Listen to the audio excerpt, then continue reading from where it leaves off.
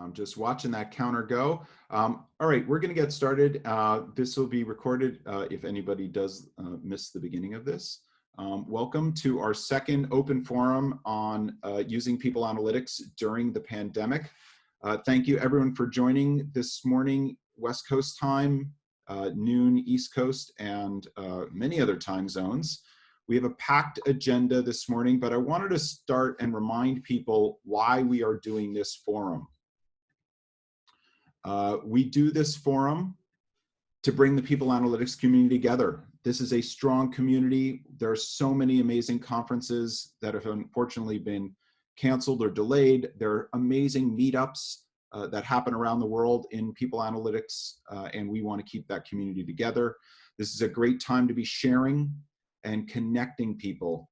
We got great response last time, not only for the content, but for the sense of community, and we want to be able to continue that. I know many of you will not be watching this in real time. You'll be watching this on the replay. You're welcome to continue the conversation. We will have some resources available at the that will flash up at the end.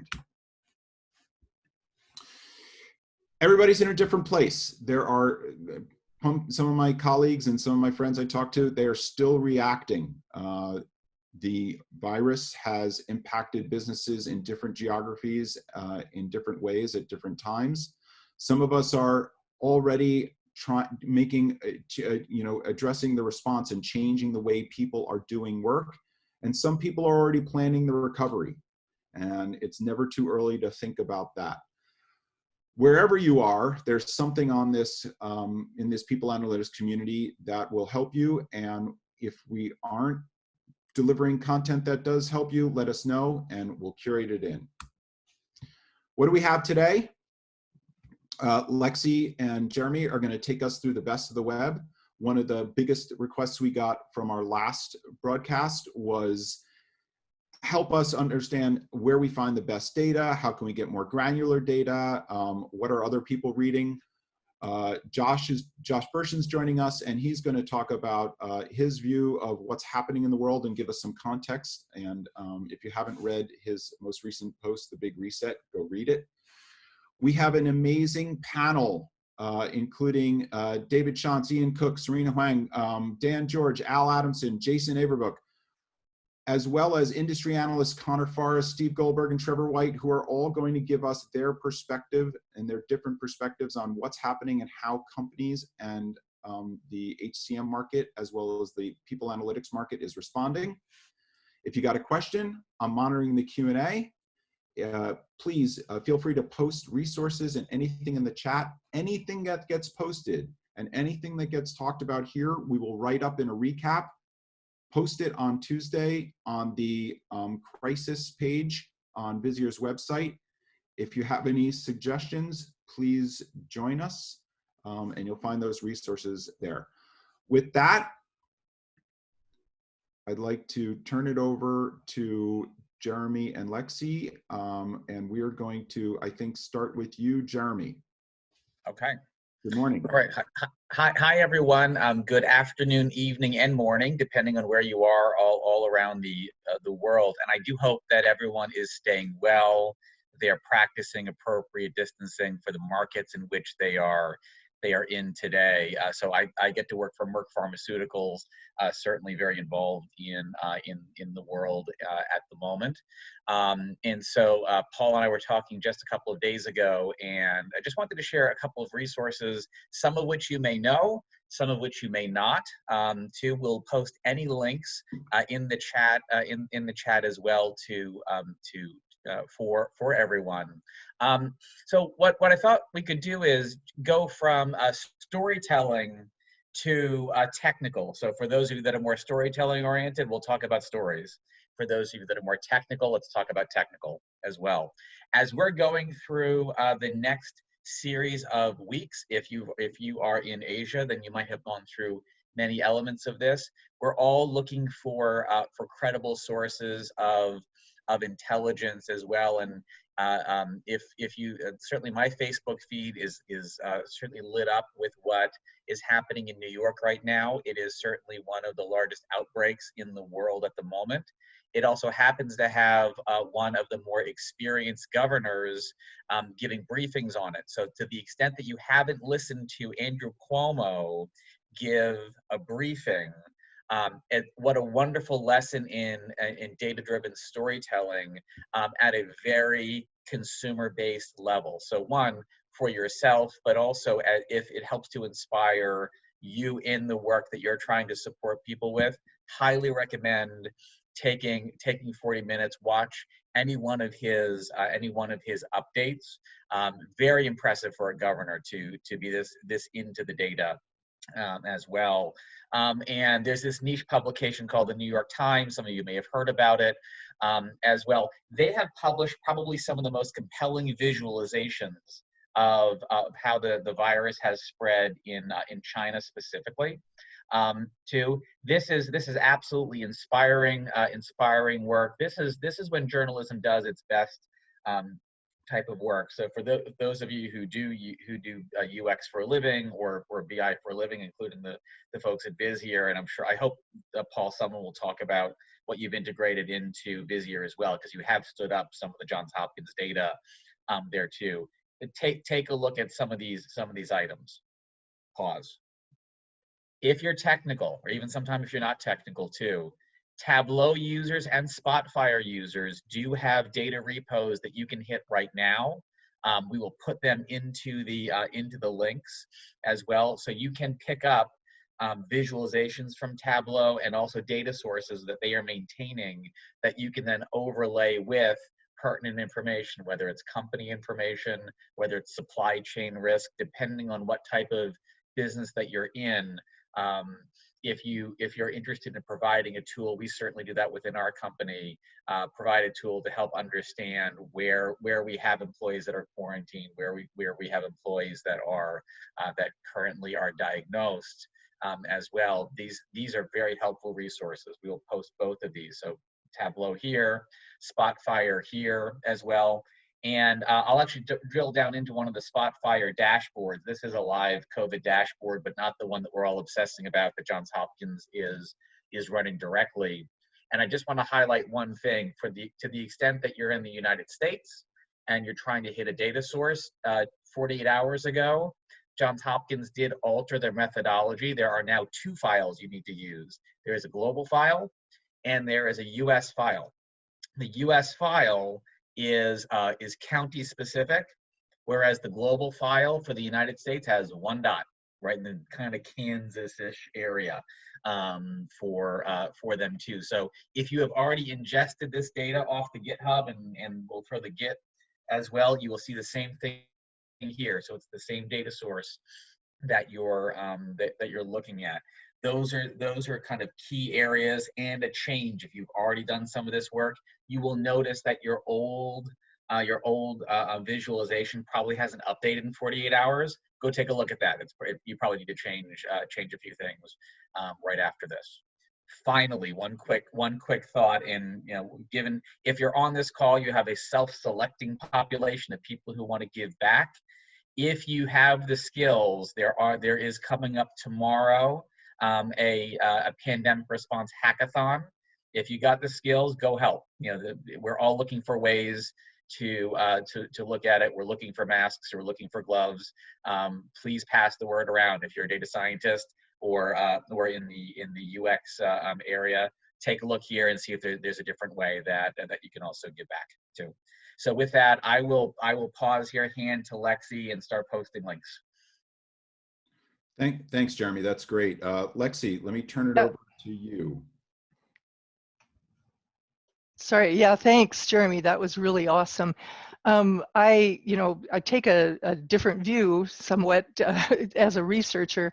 So I've been collecting sources for quite some time, and I will share this probably as a blog afterwards because it's pretty extensive. But what I wanted to do was kind of go through some of the things that are important to have been important. Are important or have been important to our data scientists. Of course, we all started with the Johns Hopkins, and that's changing as the most valued resource.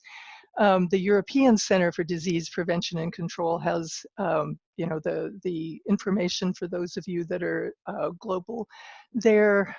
There's also sources that get down a little deeper into county, and there's a good explanation on this website, Our World in Data, about why they have stopped relying on data from the World Health Organization. You know, again, from a research perspective, I always like to put the work that I do in the broadest possible context. I have always been a subscriber to McKinsey. There's some great information that they're putting out these days, you know, and some good visualizations as well. Also, you know, obviously we're a tech company. I like to see what's going to happen to spending in the tech industry. And then, you know, finally, there are human interest things going on. And, you know, executives are really doing a good job, I think, in many, many organizations. There's some good sources for executives maintaining team morale. And then my last one is I always have, you know, kind of some special research that I'm working on, and I've been doing a lot of work with D&I lately. So I've got some sources that I follow because I think it's incredibly important that we continue to hold the values that we did 6 weeks ago about moving to a more diverse and inclusive environment, and leadership diversity matters in handling crisis now. I've got some good resources on the positive outlook that can happen as well as the negative outlook. And I realize I've left off one of the most important ones. Let me just go back to my, Jeremy mentioned this. One of the most important pieces is one by David Green, who has really curated an amazing set of resources for those of us in the people analytics environment. It's a combination of data and you know, really great articles about use cases. So let me stop share and go back to you, Paul. Lexi, thanks. That's great. You know, if you aren't already, by the way, a subscriber to David Green's already amazing newsletter, you should, you know, sign up today. It's an amazing resource. With that, Josh, I'm going to turn it over to you. Sure. Well, listen, I'm impressed having all of you to listen to and learn about all this data stuff. My perspective is a little bit different. In the article that I wrote last week was something that I sort of wanted to write for a long time. So if you guys will indulge me for, what do you think, 5 minutes, 10 minutes, Paul, how long? Sure, go for it. 10 minutes Yeah. would be great. And this is in an article called The Big Reset, and I'm sure you're all going through this exact process in your own minds, in your own families, in your own companies. And the essential situation we're in is, as you all know, we've had 11 years of economic growth. The longest upcycle I can remember in my career. I don't know that the economy's grown for 11 years very many times in the past, maybe once or twice, but certainly not during our lifetime. And we were fraying at the edges. The issues of income inequality, work-related stress, productivity, you know, the huge number of vendors and technology startups, you know, people are stressed out about their time, and boom, here comes this virus. So, and to some degree, as much as I don't feel good about anything that's happened, and we are all worried about our health, and people my age are significant, you know, I'm in my 60s, so I certainly don't want to catch this. None of us want to catch it, although I have a lot of friends that have had it. It is, in a sense, a reset for us. So let me just briefly take you through the 5 things that I think are being reset. The first is, of course, the way we work. And, you know, working at home is a big deal. For some of us, we've done it for a long time. I've done it for 20 years. But for a lot of people, it's new, different, not well understood. I was on the phone with Goldman Sachs this week. They're freaked out about it. They don't know what to do. Is it productive? Is it unproductive? Bank of America doesn't have policies for it. All these companies in India now who are doing outsourced work for banks and insurance companies and other, regulatory compliance programs now have to send that data home to unsecure locations in India. How do you work together as a team when you don't see each other every day? What happens when your kids come in the room because they're home from school and they're busy and you got to take care of them? These are things we didn't really prepare for. So everybody's dealing with that. And one way to think about it, the way I think about it, is a little bit of the bigger picture is this is the final stage of the digital transformation. It's the people part. We transformed the products and we transformed the services and we transformed the infrastructure, but we didn't really transform the way the humans work very well. And you can see that in the productivity data. So now we're going to get focused on that. And so the human connections and the norms and the behaviors and the way we measure people and the way we evaluate people when we're really, really in a very virtual, sort of hybrid world is going to be a big deal. And I don't know that we're going to go back. We will go back to the office, but this is going to, you guys know this, Zoom is now worth more than all the airlines combined. That's how big this is. So that's number one. And we're launching a thing next week in our academy called the Remote Work Boot Camp that's all about this with some cool stories. And so if any of you guys want to, dig into that topic, that's number one. Number two for me is budgets. Most of you are probably in companies where you're going to have a downturn. Now, if you work for CVS or Amazon or, certain industries are growing, but I would guess 70 to 80% of the industries are not. Today, you saw over 3 million people filed for unemployment this week. So we're going to end up with some budget cuts. And in the companies I've been talking to the last week, a lot of these projects they're working on in HR are still happening. But in the middle of that, there's this sort of theme of, wait a minute, maybe we can't afford to do that. Maybe we should put that off. Maybe that project is just not the highest priority right now. And so we've got all these issues there. The reset to me, in other words, the positive of that is, frankly, most of us work in big companies that are too bureaucratic. We have too many things going on already. After 11 years of growth, we've piled on and piled on and piled on, and bureaucracy and complexity has become a problem. And I've had a lot of conversations with companies about this. Yesterday, I talked to a company in Silicon Valley, a very well-known company, and he said, it's like barnacles. We've got barnacles all over the company, and these barnacles are slowing down the ship, and we got to peel off these barnacles. So in terms of, what we do in HR, design thinking, what I call zero-based budgeting, start from scratch, throw away the things that aren't working and start over. It's okay. Nobody will miss them. That's the Marie Kondo idea. So I think that's number two. Number three, of course, is leadership, and this is being tested every day. And I was just watching Nancy Pelosi this morning. We're actually getting a chance to observe different styles of leadership. Andrew Cuomo is an incredible human being at this point in time. So is, the governor of California, Gavin Newsom. We get to watch Trump in real time and experience that, what that's like. We get to see Nancy Pelosi. But what I think is coming out of this, in this particular point in time, and this is going to be true for a while, is empathy and compassion. Because, for me, being, in my 60s, yeah, I know we need the big stimulus and we need the economy and people need unemployment. But if they don't feel safe going to work, if they don't feel safe going into the office, if they don't feel safe coming into the hospital, no amount of money is going to fix that. So we've got to be really good at listening. You guys, you analytics gurus, sensing, NLP, all that technology to pick up what's going on, the conversations going on are really going to be important. I'm going to do a project on that with MIT. We're going to launch it next week. We're going to do a big thing to crowdsource a bunch of that data. So that's number three, is compassionate leadership. And for everybody at all levels, individual project managers all the way up to the CEO.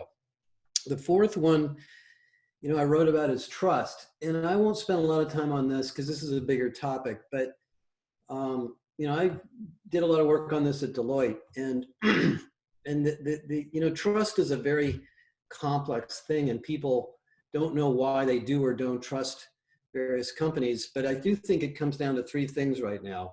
The first is having an ethical framework of really giving people what we call voice to values, letting people speak up at work about the ethical issues that they're worried about and bringing them forward in an open way. That's you know, the folks at Boeing were not able to do that because there were people at Boeing that knew there were problems in the planes, but they didn't speak up. They didn't feel comfortable speaking up. So that's number one. Number two is competence. At this particular point in time, you know, if something doesn't work, if it fails, if the product fails, if the initiative fails, people don't have a lot of tolerance for that. And so, you know, I think part of building trust is doing things correctly. And that means maybe slowing down a little bit to make sure we're not just throwing stuff out there, you know, that people can't use, because we're all stressed with time right now and we can't afford things that don't work.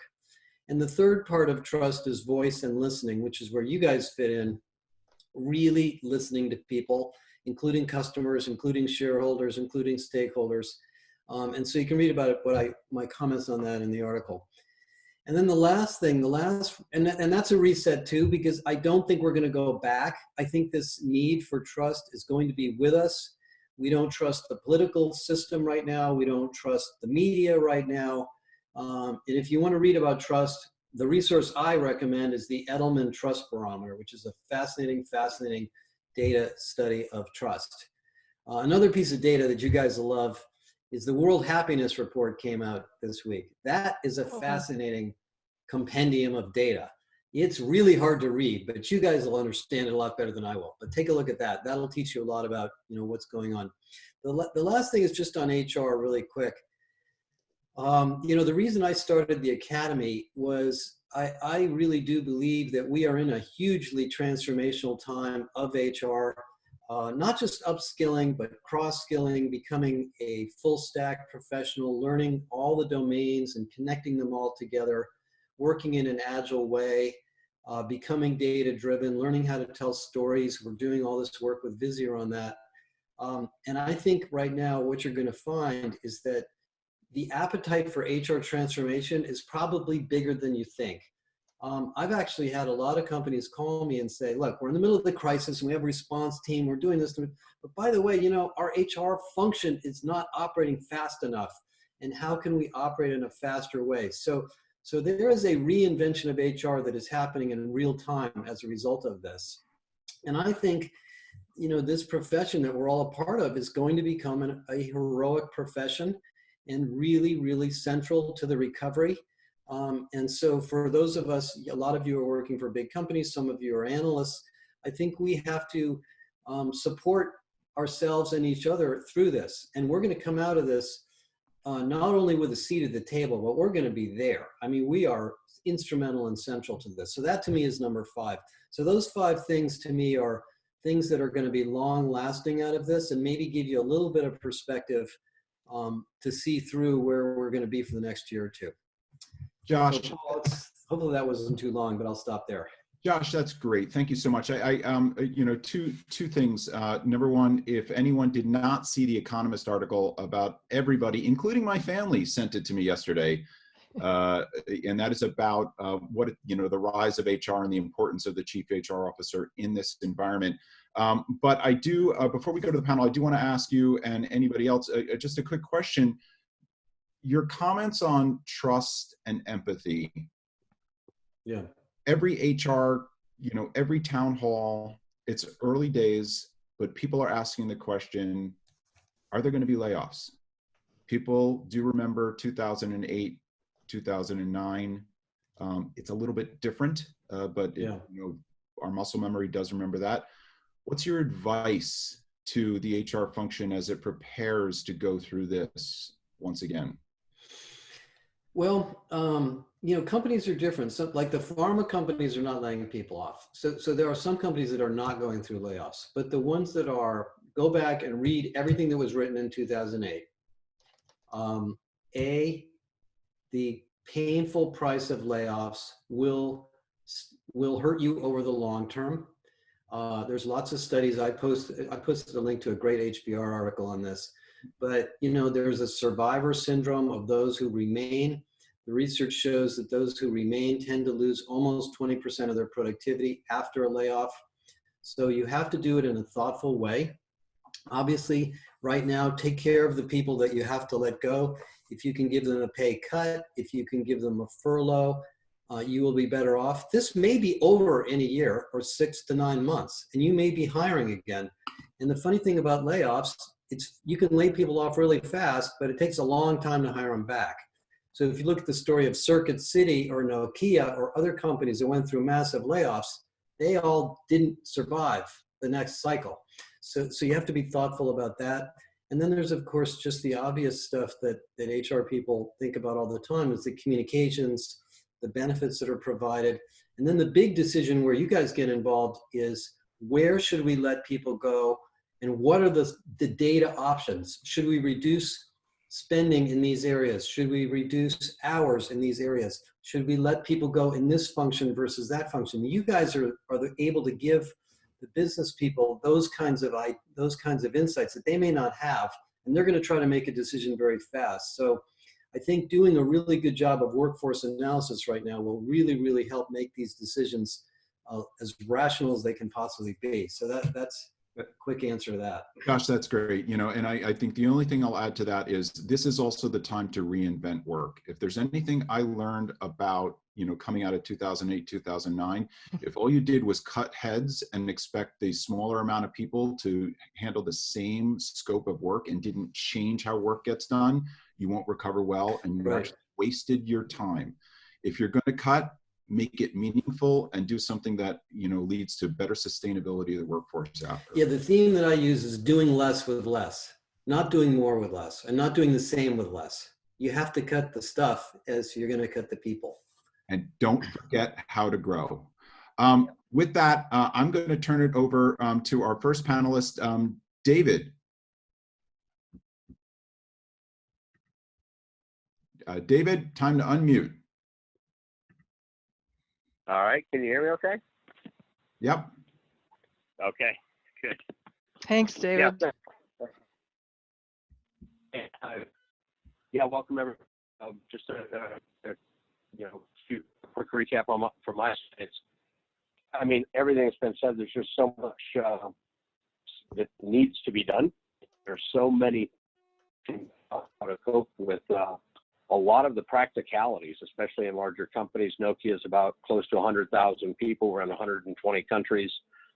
And just keeping your hand on the pulse of the workforce in relation to the virus, in relation to transmissions and the risk, and the workers where there's mandated work at home legally or from the company perspective, and all of this is quite a chore. But this is just the beginning on providing to the leaders that are now looking at very, very intensely and what actions or reactions they really need to take to ensure the well-being, to ensure the continued collaboration and business continuity in a lot of ways, because it's disruptive, right, to supply chain and channels, but the people in general are being off balance.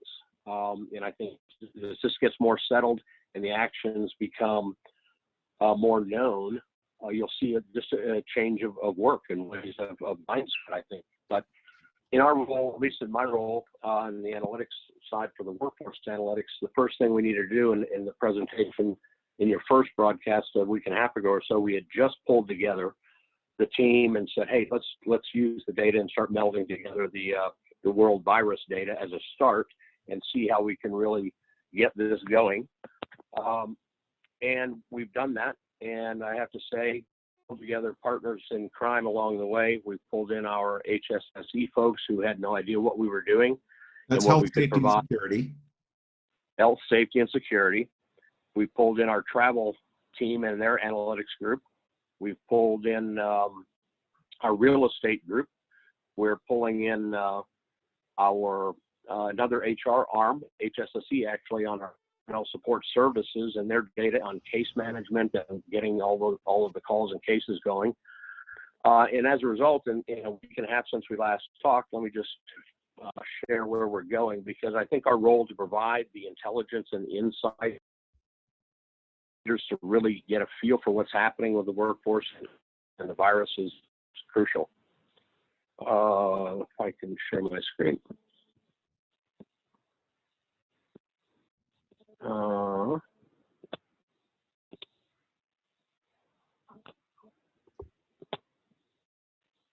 I sharing anything? Not quite yet. There you go. There you go, David. Okay. Yeah, very good. So, and again, a lot of this is still sensitive data, so I've masked some of the things. Like, last time we had the data for this.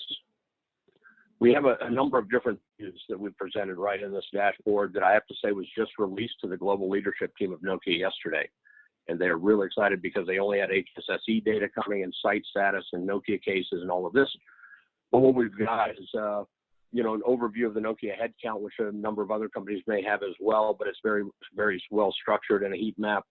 Companies, the countries and cases, active cases in the world, the transmission rates, you've got new cases, you've got Nokia headcount, you can filter by the types of headcount you want to look at, you've got the trend data, you can check by region, by country, drill downable. If I click on Spain, all these metrics will change, as well as the graphic representation, which is a good overview snapshot. We started saying, what about our travelers? We need to be concerned about those, so we pulled them in, and now we have a travel tracker that we can tell destination, home country, destination country, the types of travel status, where are their business critical travelers coming from, and you have tables that are associated with this so they can easily see what's going on, canceled trips, etc. And then you have a Nokia response, which is an HSSE action management country management team action matrix. If it's a response level 3, here's what needs to be done with the workforce. If it's a response level 5, here's what needs to be done. And this is being shown geographically and in tables, both at the country and site level. And we have different response levels for different sites. We have a country with multiple sites that have different response levels and or different travel status or different office status. So we're really going in a granular level. Office status is really there's a all employee site as well that's already launched. And this is, they can go into our COVID hub and see all of the stats. Is it travel restricted? Under what level of restriction? Is it closed? Is it normal operation? Mandatory work from home? Recommended work from home? And where those are, we're mapping the populations along with those groups so we can see who's really in and not. And real estate has some badging logs, and we can filter that out. Travel restrictions, again, looking at a global view for their use as a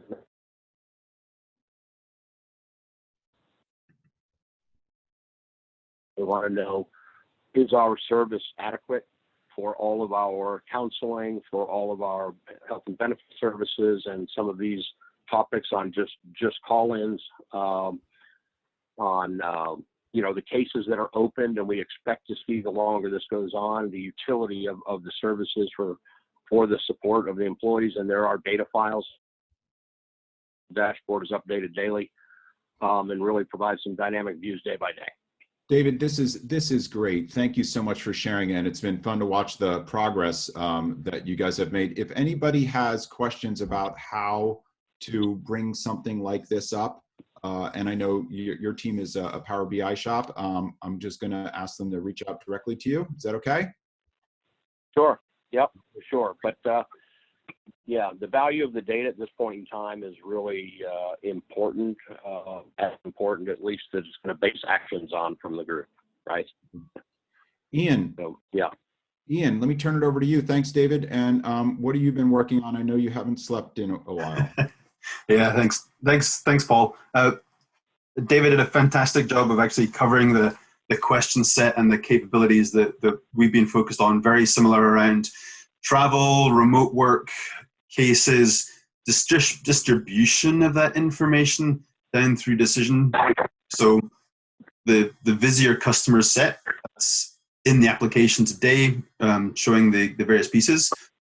So David did a fantastic job of covering all of those things. We're seeing exactly the same kind of deployment of data use and distribution down decision makers within the Visier set. So I don't think I need to go deeper into that. What I did want to explore is something that people are focusing on at that next level. And David covered it with the data. It's like, how do I know where to focus? You know, a lot of people have never been through this. We know from sort of emotional response to panic that it tends to lock up decision making. This is where visualization, clarity about what all this means, not just where it is and how it looks, but what this means, is something that we're spending a ton of our time doing. I thought I'd show a few pieces from the app just to kind of double click on this. This is a trend. I'm showing the trend of Spain's rate of change to the trend of the US rate of change. Same data set as David's talking about, but you can see is like, oh, you know, Spain's got it bad. We don't really need to worry over here in the US. We'll have churches open by Easter. It'll be all fine. I think that's telling a different story. And so, you know, how do you actually narrow it down to the information that you put in front of a decision maker, not an analyst per se, but an actual business person who's going to go, okay, I really need to do something. The second piece we're focusing on is like, so how is that risk changing? You know, we're talking to people globally, but we're also talking to people across the US, and everybody's kind of going, well, you know, New York's New York, but we don't really need to worry about anywhere else. And so, again, this is confirmed cases against rate of change, and the size of the bubble is the new confirmed cases. So very, very simply, if I have a certain volume of cases and I'm changing fast and I have a lot of new cases, so there's a high volume, that means I'm in this top right-hand corner. And you can see New York's, like, everybody knows New York's way out there. What I think was compelling from this that we showed was just who's coming up next. And we know, like, no surprise, New Jersey, guess what? It's a neighbor to New York. That's probably okay. But very, very varying ranges of responses from these other states. And again, Washington, we're right on the doorstep with Washington up here in Vancouver. So we're seeing those kinds of pieces. And again, what we focused on is, like, how does somebody gauge the risk? All of the responding that we're doing, the reset that Josh, I think, has just nailed it, brilliantly framed. All of that reset is dependent on the environment around you. Like, how big is the impact? I may have to shelter in place, but for how long, for how many, what does that all mean? And that's all driven by the progression of the pandemic locally. So again, we've focused on using the data, displaying it, helping decision makers access it, and then turn that into their response plans. And I just wanted to share this quickly. We got a lot more stuff to go through, so I will, you know, people know where this is if they want, they know how to get a hold of us. Appreciate the time and appreciate the input from other folks. I'll hand it back to you, Paul. Ian, thanks. That's great stuff. I know you guys are working late, and there's a lot. You know, everybody is trying to figure out the best ways to visualize this data and get it out there. Serena, let me turn it over to you. Great. Thanks, Paul. Hi, everyone. I am the Global Head of People Analytics at Kraft Heinz. So we make food. It's something that people need these days. When WHO announced that, declared the pandemic a couple weeks ago now, seems like it's been a long time, the leadership team reached out to me and said, hey, we have this idea. We want to overlay the Johns Hopkins data with our employee footprint, and we need this ASAP. We realized PowerPoint may not be the best tool, and we heard that you're great at Tableau. So we got together as a team, and of course, as a good consultant, the first question I asked was, what business problem are we trying to solve? Who is going to consume this data? And then what will you do with the information once you have it? So I want to walk through how we got there. And I can share my screen here in a second. So as we got together, I had, can you guys see my screen?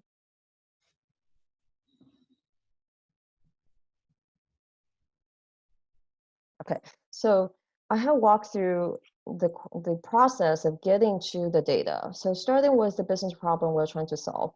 So the leadership told me that, look, the mac and cheese are flying off the shelves. People want these more than ever. We can't make enough of them.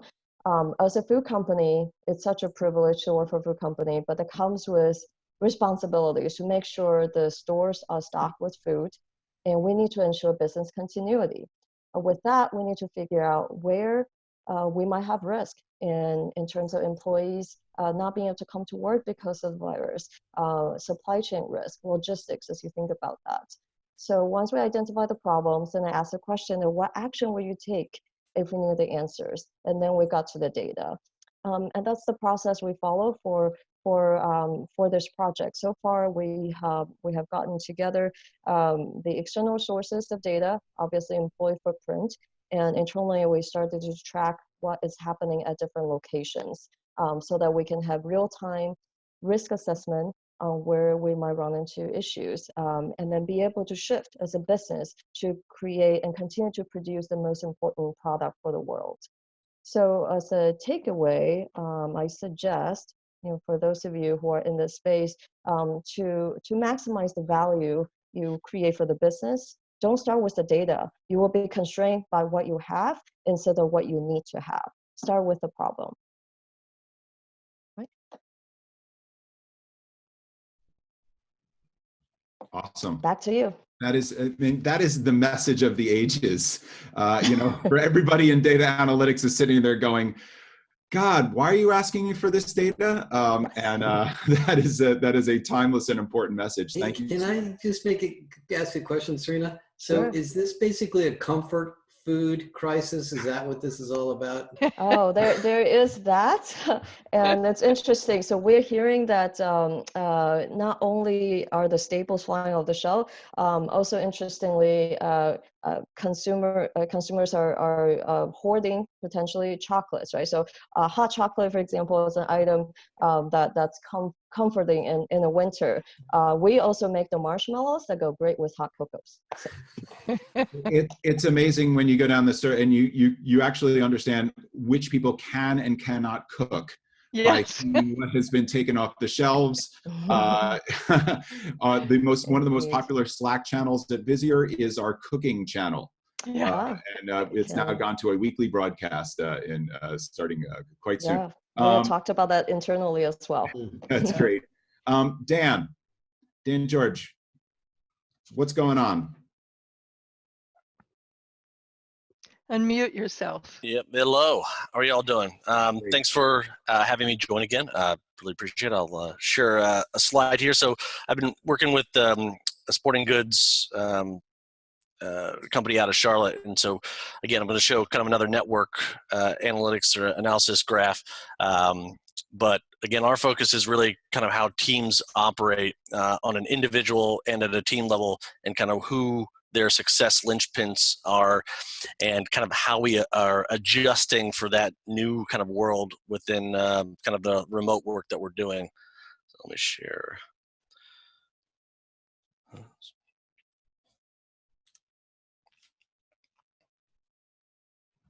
Interesting. Let's see if it'll go to widescreen. Oh, it's going to go to widescreen. All right, you guys can see it? Yep. Close enough then. So as we all know, teams and individuals, they operate differently. And especially in this world where, the organic kind of connections and networking that was kind of done while everyone was in the same office is now much different. So as kind of the remote work starts to happen, we start to really look at how that changes. And even Josh talked about it just earlier, that, people rely and trust certain individuals for different things, for information and for perspectives. And so what we kind of looked at here is, what are the differences between the team success linchpins and the personal success linchpins? And that, in a remote world, leadership needs to begin to facilitate or enable those interactions to continue, so that information can be shared, and then also, people can rely on their kind of different support channels for work and personal issues. This continued collaboration, right, supports the need for those individuals to, share how they're changing work, how they're doing better with their kind of personal issues, so that they can move from kind of these anxiety-ridden, uncertain times to focus on, back to focusing on more value-add operations. And so in this, we kind of really focused on saying that, listen, for teams, the success linchpins, many people go kind of across different levels and many sources, but when you have a personal success It's usually one, maybe two people, and again, it's more supervisor or peer related, and then you can even see leadership up there in blue is more insular and siloed to themselves. Now, I'm not saying anything about needing to change how those personal success linchpins occur, but if the personal success linchpins were either based on kind of the social interactions, you need to create a regular cadence of how those social interactions continue in a remote world. So again, that's kind of what we're working on with them, and Dan, that's great. Thanks for letting me share. We had a discussion this morning, our team, about understanding who the stragglers are, who those isolated people are, and making sure that nobody gets left behind. How are you, where are you going next with this? Are you going to mash up some location data? What's next on this project? That's a good question. So right now we're kind of focused on these several things, but we do have information that we're kind of working on. Again, I shared last time about customer success and customer experience in a world of potentially being shut down. They're not essentially shut down quite yet, but if they do, how do they continue to either have their retail store open?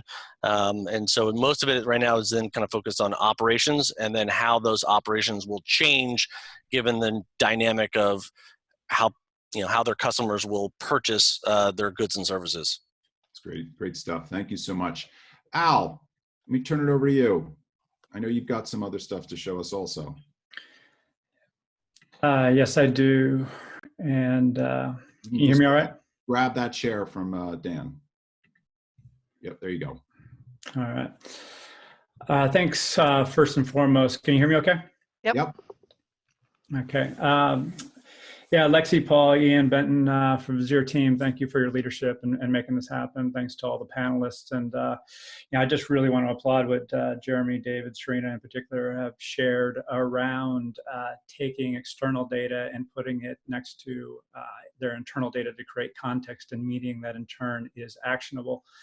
And obviously, Josh, thank you for your leadership at this time. I think your emphasis on ethics is much needed. And I want to echo the rush to layoff, I don't think is going to be smart. If it's all financially driven without skill-based context, then many companies are going to be compromised at this time. I have 2 points to convey. What you're looking at right now is the ArcGIS hub. So if you're not familiar with Esri, Esri is a geospatial mapping software, somewhat like Google Maps. They've been around for a very long time. This is what they do. They are the product creator of ArcGIS, which is the backbone of the Johns Hopkins visualization that we've all seen. They have spun up, they have a Tiger team, and I have a longtime friend and colleague who's a member of this team, the Coronavirus Disaster Response Hub. So you can go here and you see many things that are familiar. And the reason I want to show this to you at this time is that there's a lot of data sets that you can access and filter quickly. One of the things even a week ago that was county level data. So we need data it's one thing to say New York is in a tough state. It's another thing to actually find out exactly where there's problem areas. You can go here, and again, these links will be made available, and drill down, and these are filtering in real time. You can download the spreadsheets. There's APIs available that you can get and connect to your platforms. What I did prior, if you can still see my screen, is drill down to New York. So you can actually see these pockets. It doesn't have the magnitude of the circles here, but you can, again, get the magnitude by going into the spreadsheet. So again, this is what I and the Insight 222 members that I've been advising during this time have been accessing. Obviously, Jeremy mentioned GitHub as well. The final thing I'll say, and this notion has been around for a while, is that, and I want to emphasize the point that Josh made earlier around we're going to be at the table, and David spoke to this, that he's bringing in and connecting with facilities and IT and a bunch of other groups. We have had these legacy management models in place for a long, long time. This is really post-World War II, and they haven't adjusted in line with changes in the marketplace. Now, to use Josh's word, the big reset, these management models, these ways of making decisions are changing. This is a massive opportunity for people analytics. We are uniquely positioned to facilitate discussions around how communications go to people, where hiring is going to happen as we come out of this, and we will come out of this. What locations are going to be opened first? Where is it going to be safe to do that? It's not going to be New York as a blanket statement. It's not going to be United States or Italy as a blanket statement. There are going to be specific pockets. And if we can take a leadership role in identifying where the people are, both our employees, our contractors, and whomever, we're going to be not only invited to the table, we're going to be facilitating that table. So this is a massive opportunity. We need to take advantage of it. So I'll stop there. Thank you. Yeah, Al, I mean, this is the rise. People Analytics was built for this, and I am so proud of this community and the work they've done prior to this, just to prepare to get to this moment. If anyone has ever been, fighting the uphill battle for use of People Analytics and funding of it in their organizations, this proves the case more than anything. We are running short on time. I want to do two things. First of all, we have 3 industry analysts with us. Steve Goldberg, Connor Forrest, Trevor White. I want to make sure that you guys have good time to speak, and so we are short on time. I'm going to invite all 3 of you back. We're back together in 2 weeks. We do want to hear from the industry analysts, and I don't want to compress it to just 30 seconds each. So is that okay, guys? Will you join us again? It's a great community. Yeah, absolutely. All right, thank you so much. And I'm sorry we ran so short on time. I want to close with 2 things. First, Jason, you've been running a everyday forum. You're on. Does anyone in your team or anyone on that Slack channel sleep?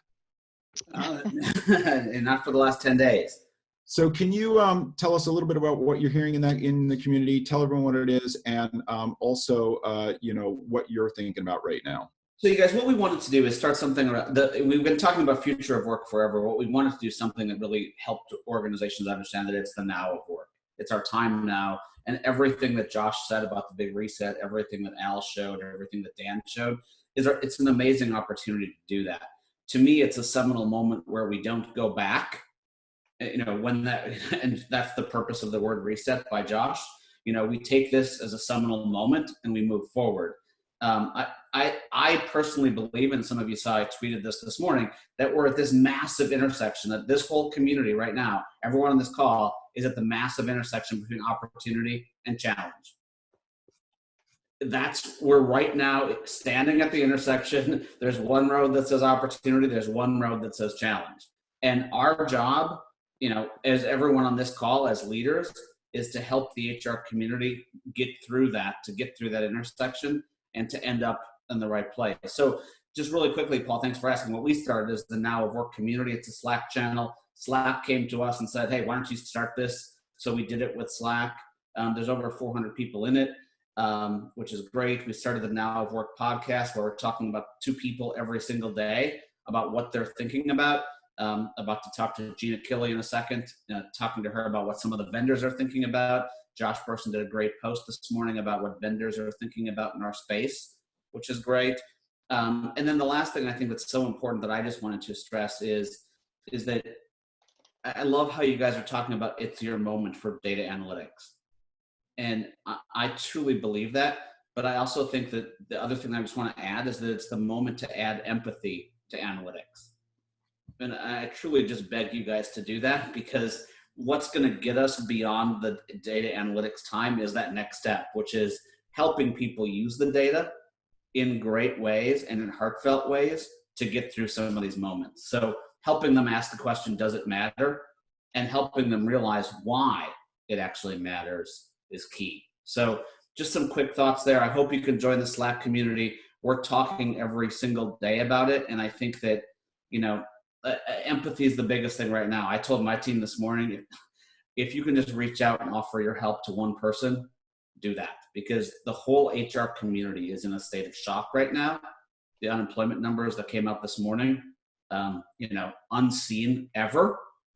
And, everyone's looking for what to do next. So this community, Paul, that you guys have started, what we're just trying to do with any resource that we have, if we can just tie it all together, we'll help the industry get through this. And we've got the right people on this team to do that. Thank you. Thank you so much. Just a couple of closing comments. First, on the subject of empathy, it's important that you are all understanding the employee experience right now in many ways. If you are not out doing your engagement surveys, please do them. We just closed ours last night. We're crunching the data now. Ask special questions. Go and understand, where are messages falling short? Where are they stopping in the organization? Give voice to the unheard. It's really important at this time. The second thing on empathy, as leaders, this can be an uncertain time. Make sure you recharge your batteries and are empathetic to yourselves. You don't have all the answers. Your instincts are great. Go out there and be fearless. That's what people are looking for right now.